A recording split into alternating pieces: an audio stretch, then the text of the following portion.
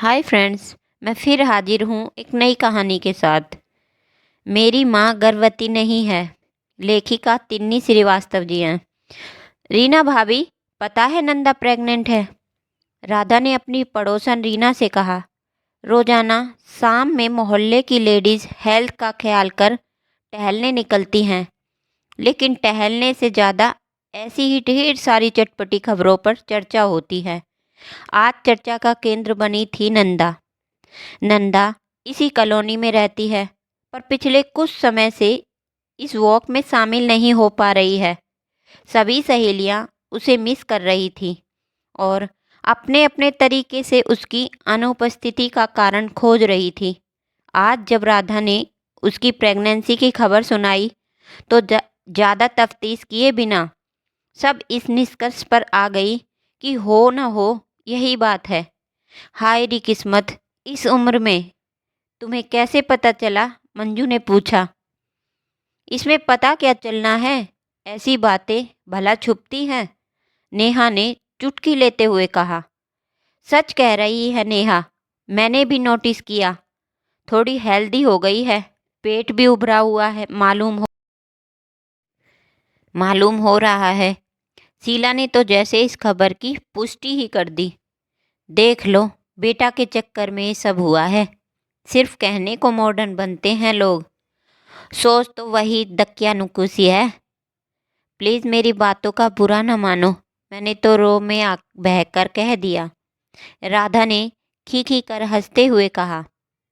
नेहा की 3 बेटियां हैं, तो एक तरह से यह उसकी ओर निशाना साधा गया था। मंजू ने भी इस न्यूज़ पर मोहर लगा दी। हाँ, मैंने भी पिछले सप्ताह उसे अस्पताल में देखा था। लेडी डॉक्टर को दिखाने के लिए लाइन में बैठी हुई थी। अरे, तुमने उसका हाल नहीं पूछा?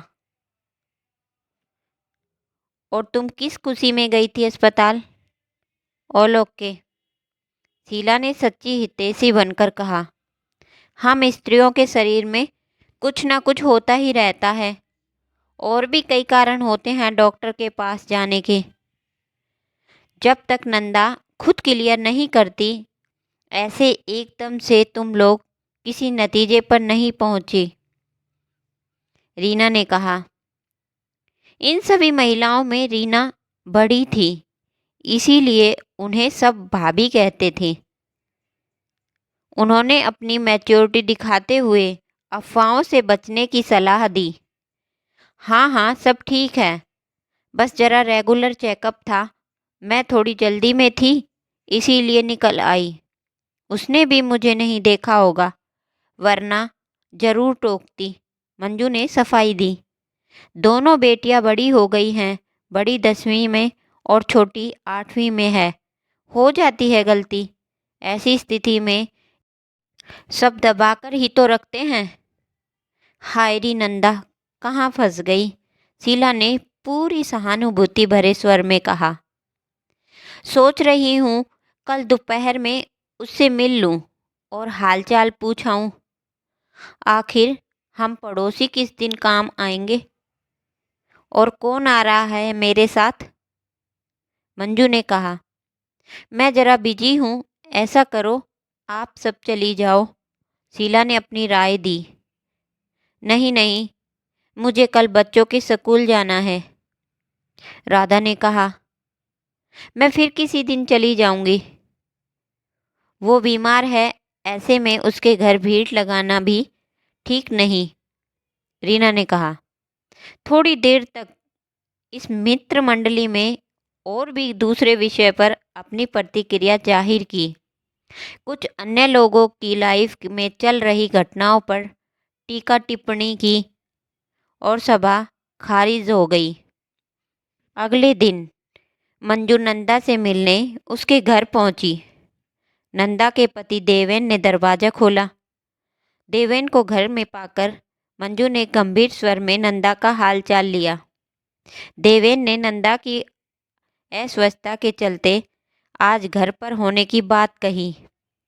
डॉक्टर ने बेड रेस्ट को कहा है।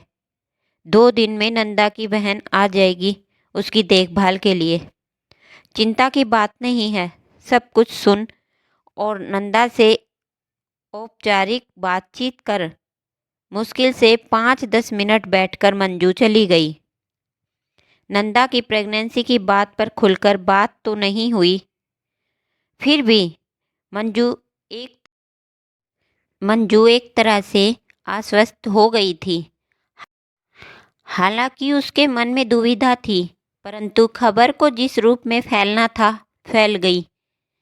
धीरे धीरे नंदा को छोड़कर मोहल्ले में तकरीबन हर किसी को उसकी प्रेगनेंसी की जानकारी हो चुकी थी। नंदा की बड़ी बेटी जब स्कूल बस से उतर रही थी, शीला ने मम्मी की तबीयत के बारे में पूछा और मम्मी का ध्यान रखने को कहा। आंटियों की बातचीत से उसे भी समझ में आ गया कि मम्मी की बीमारी की खबर कुछ अलग ही रुख ले चुकी है। अब वो इतनी भी बच्ची नहीं है। उसे आंटियों की बेसिर पैर वाली बातें सुनकर बहुत गुस्सा आया। ऐसा कुछ भी नहीं है आंटी, मम्मी प्रेग्नेंट नहीं है, वो बीमार है, बहुत बीमार। आप सब कैसी दोस्त हैं जो बिना सही बात जाने बूझे अफवाहें फैला रही हैं। इतना कहकर पैर पटकती हुई वो वहाँ से निकल गई। नंदा की सो कॉल्ड दोस्तों के पैरों तले जमीन खिसक गई। ये क्या कर दिया उन्होंने। अब जाकर उन्हें याद आया, नंदा ने एक आध बार अपनी पीरियड संबंधित परेशानियों के बारे में कहा था। उस पर किसी ने ज़्यादा ध्यान नहीं दिया, बल्कि जो खबर अधिक चटपटी लगी उसमें थोड़ा नमक मिर्च लगाकर परोस दिया। उधर घर आकर नंदा की बेटी ने उसे सारी बातें बताई। ये क्या खबर फैल गई और आखिर किसने ऐसी बातें फैलाई। अब उसे दोस्तों के सहानुभूति भरे फ़ोन कॉल्स का कारण समझ आया, मंजू की झूठी चिंता का कारण समझ आया। एक तो वो खुद अपनी बीमारी से जूझ रही है, उस पर ये झूठी अफवाहें। देवेन और बच्चों ने उसे हर संभव रिलैक्स कराने का प्रयास किया, पर नंदा का दिल बुरी तरह टूट गया था अपनी सहेलियों की ऐसी फिजूल की बातों से। नंदा बेहद शांत स्वभाव की स्त्री है। उसे अपनी परेशानियों को बेवजह तूल देना और सबको बता बता कर सहानुभूति बटोरना बिल्कुल पसंद नहीं है। सुनी अठाई लये लोग सब बाट न लइए कोय, सो इस कथन पर विश्वास करती है। इसीलिए उसने अपनी फाइब्रॉइड वाली बात किसी से नहीं बताई।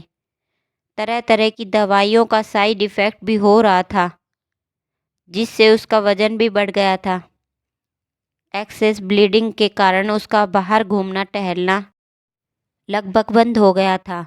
उसे उम्मीद थी कि दवा, सही खान पान और रेस्ट से वह बहुत जल्दी ठीक हो जाएगी, और तब भले ही अगर कभी इस विषय पर बात उठी तो वो अपने बारे में बताएंगी। पर यहाँ उसका दाव उल्टा ही पड़ गया। उसकी बीमारी बढ़ती ही गई और अब डॉक्टर ने ऑपरेशन की भी सलाह दी है। काश नंदा की सहेलियों ने सही दिमाग से काम लिया होता और सच्चाई जाने बगैर झूठी अफवाहें नहीं फैलाती। उस दिन मंजू से नंदा अपनी वास्तविक स्थिति बता देती तो भी शायद बात यहाँ तक नहीं पहुँचती।